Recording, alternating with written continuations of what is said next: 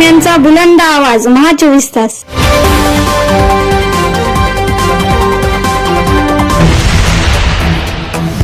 जमीन आमच्या हक्काची एकच जिद्द। शक्तीपीठ महामार्गाच्या सीमांकन मोजणीसाठी आलेल्या कर्मचाऱ्यांना हदगाव तालुक्यातील चिंचगावन येथील शेतकऱ्यांनी केला विरोध।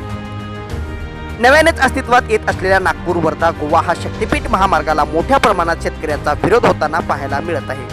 मात्र एकीकडे शक्तीपीठ महामार्गाच्या भूसंपादन प्रक्रियेचे काम गती घेत असून या अनुषंगाने मुख्यमंत्री देवेंद्र फडणवीस यांनी शक्तीपीठ महामार्गाच्या भूसंपादन प्रक्रियेला गती देण्याचे आदेश दिल्यानंतर नांदेड जिल्ह्यातील हदगाव तालुक्यातील शेतकऱ्यांमध्ये तीव्र नाराजी पसरली असून आज रोजी शक्तीपीठ महामार्गाच्या सीमांकन मोजणीसाठी हदगाव तालुक्यातील चिंचगावन शिवारामध्ये मोजणीसाठी अधिकारी आले असता शेतकऱ्यांनी मात्र त्यांना तीव्र विरोध केल्याचं पाहायला मिळालं। सीमांकन मोजणीसाठी आलेले MSRDCचे अधिकारी यांना चिंचगावन येथील शेतकऱ्यांनी निवेदन देऊन जमीन मोजण्यास विरोध करून माघारी पाठवल्याचं समोर आलं।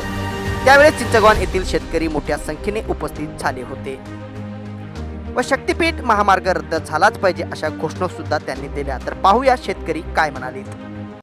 जमीन आमच्या हक्काची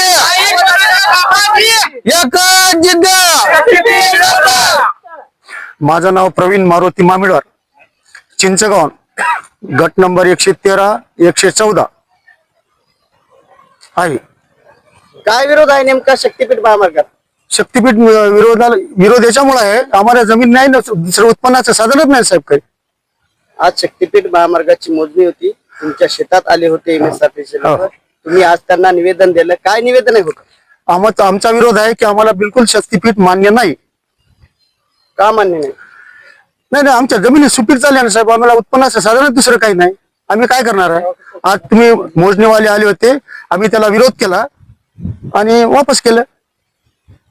सर माझा विरोध म्हणजे मला दुसरं उत्पन्नाचं साधन काही नाही एक, आणि माझी जमीन सुपीक चाललेली आहे। गजानन मधुकर गादेवार, मी अल्पभूधारक शेतकरी आहे आणि शक्तीपीठ महामार्गासाठी आमचा याच्यासाठीच विरोध आहे की आमच्या अर्धा किलोमीटरहूनच आहे की नाही एक नॅशनल हायवे गेलेला आहे, पुन्हा एक रेल्वे गेलेली आहे, नागपूर रत्नागिरी हायवे मार्ग गेलेला आहे, एक नागपूर नांदेड रेल्वे मार्ग गेलेला आहे आणि यासाठी आमच्या पहिल्याच जमीन जास्त गेलेल्या आहेत, त्याच्यामुळे आम्ही शक्तीपीठाला जमीन देऊ शकत नाही सर।